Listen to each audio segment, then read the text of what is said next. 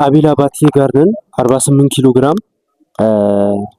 በጣም ብዙ ኤክስፒሪየንስ ያለው ልጅ ነው። በዚህ ከሀገር ውጭ የሚሉት ይጫወታል። በሀገር ውስጥም ለረጅም ጊዜ ሻምፒዮን ሆኖ ቆይቷል። ነገ ውድድር አለው ከሱዳን የፌዴራል ማረሚያ ቤቱ ቦክሰኛ ሱዳን ጋር ወይም ሳሙኤል አያሌው ጋር ይጫወታል። ለዚህ ጨዋታ ምን ያክል ዝግጅት አድርጋል? አመሰግናለሁ። ያው እንደተለመደው ነው ቦክሰኛ የመጀመሪያ ነገሩ ከምንም ነገር የበለጠ የቀደመ ዝግጅት ነው። ሁልጊዜ ቦክሰኛ አይጠየቅም። ነገም ውድድር ካለ ነገ ተነስተህ መጫወት ነውና እንደ ሁልጊዜውም በጥሩ ዝግጅትና ተነሳሽነት ላይ ያለው ታሪክ ዝግጅት እየተዘጋጀ ነው። ዝግጅቴም ጥሩ ነበር።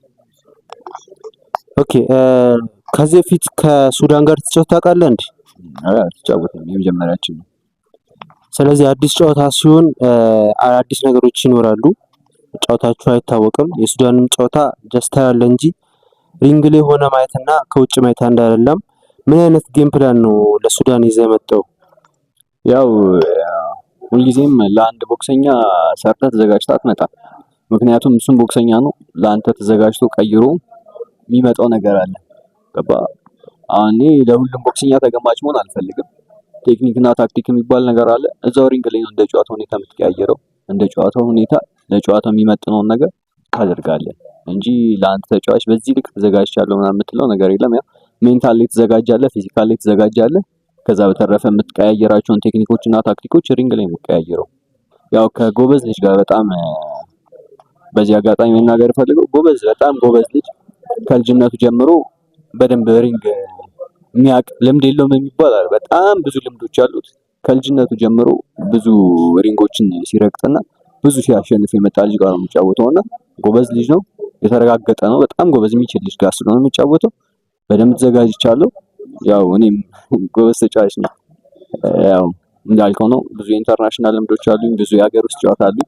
ከ2014 ጀምሮ እስካሁን 2018 ድረስ በኢትዮጵያ ብሔራዊ ቦክስ ፌዴሬሽን የሚያዘጋጀውን ውድድር ተሸንፌ አላውቅም። ምናልባት አንዳንድ የግል ውድድሮችን ያው ውስጡን ማንሳት አያስፈልግም። አንዳንድ የግል ውድድሮች ላይ ተሸንፌያለሁ አድርጌያለሁ። ግን የኢትዮጵያ ቦክስ ፌዴሬሽን የሚያዘጋጀው ላይ ሁሉም በአሸናፊነት ነው የምታወቀው። ከጎበዝ ልጅ ጋር ነው የደረሰኝና ቃል ምገባላችሁ ነገር ግን በዚህ ጨዋታ የሚያምር ቦክስ ስፖርትን ደግፎ ለማየት የሚመጣውን ሰው በጣም የሚያዝናናና በጣም የሚያምር ቆንጆ ጨዋታ እንደምናሳያቸው ነው። እሺ አቤላ፣ በጣም ብዙ ነገር ነው ያልከው። ከዛ መካከል ሪንግ ላይ ነው ጨዋታው የሚቀየረው ብላል። አማተር ቦክሲንግ 3 ዙር ነው። የ3 ዙር ጨዋታ ነው። አንድ ዙር 3 ደቂቃ ነች። በዚህ ፍጥነት ውስጥ ምን አይነት ቼንጅ ልታደርግ ትችላለህ? ምን አይነት ፈጣን ለርነር ነህ አንተ? ያው እኔ ብዙ ጊዜ እንደሚታወቀው ጨዋታዎችን በማንበብ ጨዋታዎችን በመቀየር ነው ለተጫዋቼ የሚገባውን የሚመጥነውን ጨዋታ ሪንግ ላይ በማሳየት ነው። ሁልጊዜም ሪንግ ላይ ነው የምቀይረው ብለህ አንዳንድ ጊዜ ማቆ ተጫዋች አለ፣ ጥሩ ጎን አለው ምናምን፣ ግን ከዛ የተሻለ ደግሞ ሆኖ መምጣት ይችላል። ከዛ የተሻለ ሰርቶ ተዘጋጅቶ ነው የሚመጣው። ስለዚህ ሪንግ ላይ ነው ጨዋታን ልትቀይር የምትችለው። አስበህ የመጣውን ነገር ሪንግ ላይ እሱ ተቀይሮ ሌላ ጨዋታ ይዞ ሊመጣብህ ይችላልና በዛ ልክ ማሰብ ስለሆነ ነው። ልክ ነህ። በጣም ትክክለኛ የልምድ ካለው ቦክሰኛ የምጠብቀውን ነገር ነው የነገርከኝ። በነገው ጨዋታ ላይ አሪፍ ጨዋታ እንደምትጫወት ቃል ገብተልናል። አንተም ብሎ የሚመጡ ብዙ ደጋፊዎች አሉ። ለነሱ ምርጫት የምታሳይ ይመስለኛል። ቀጣይ ደግሞ እስቲ መልእክት አስተላልፍ። ትልቁ ድሮች ኢትዮጵያ ላይ የተደረጉ ነው። አድዋ ፋይት ናይት አለ፣ በሱ ላይ ተጫውታል። አሁን ደግሞ ኢትዮ ፋይት ናይት አለ። ለነሱ እስቲ መልእክት አስተላልፍ። እሺ ያው አመሰግናለሁ በድጋሚ። እንደሚታወቀው ነው ከአቤል ጋር አቤል ይመጥነኛል ከኔ ጋር ቢጫወት ጥሩ ጨዋታ ልናሳይ እንችላለን የሚሉ ተጫዋቾች ካሉ መጀመሪያ እድል እንሰጣቸዋለሁ። ከኔ ጋር መጫወት የሚፈልጉ 48 እስከ 51 ኪሎ ድረስ ባለው ካታጎሪ የትኛውም ቦክሰኛ የትኛውም ክለብ ላይ የትኛውም ደረጃ ላይ ያለ ቦክሰኛ ከ48 እስከ 51 ድረስ ከአቤል ጋር መጫወት እንችላለን ብለው የሚያስቡ ከሆነ ከኔ ጋር መጥተው እንዲጫወቱ ለየትኛውም ቦክሰኛ እድል ሰጣለሁ። ቀድሞ ኮሎት ላደረገልኝ ቦክሰኛ መልሴን መልሼ ከሱ ጋር ለመጫወት ፈቃደኛ ነኝ። ሲቀጥል ደግሞ ያው የኢቲኤፍሲ ላይ ከዚህ በፊት ተጫውቻለሁ።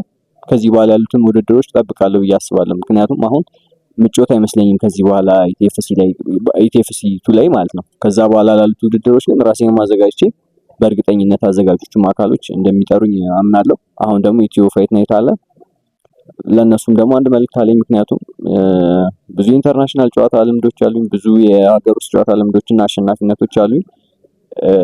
እዚህ ውድድር ላይ ቢያስገቡኝ በሚገባ ኦዲየንሱን የሚያዝናናና የሚመጥን ውድድሩን ዝግጅቱን የሚመጥን አይነት ውድድር መጫወትና ማሳየት የምችል አቅም ያለኝ ሰው ስለሆንኩኝ እዚህ ውድድር ላይ ቢጠሩኝ የተሻለ ነገር ማሳየት እችላለሁ።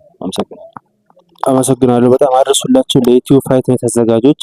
አቤል ያለላችሁ በብዙ ኤክስፒሪየንስ በብዙ ልምድ መልካም ድል አቤል ያንገጫወት።